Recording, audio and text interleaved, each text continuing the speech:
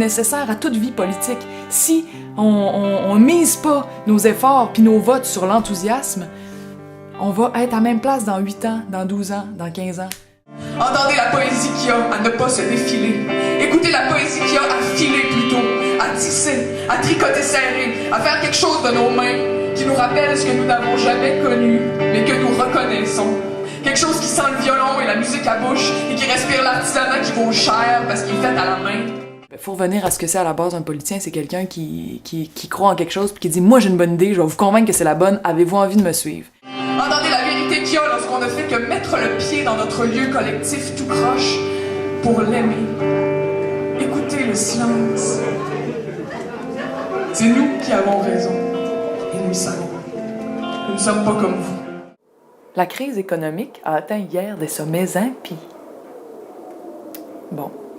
Ben pendant que vous vous noyez toutes dans votre pipi, moi je m'en vais faire mon pays. Et si nous y plantions des arbres à fierté?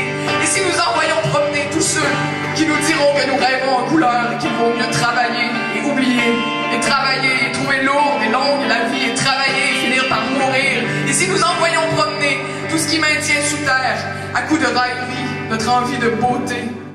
Mon idée à moi, c'est qu'être soi-même, en toute liberté, c'est la chose la plus fertile au monde et la plus susceptible de rendre heureux.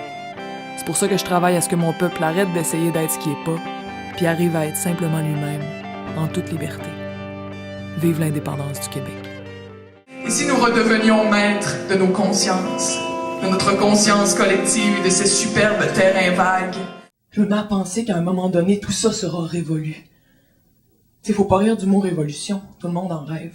Même moi.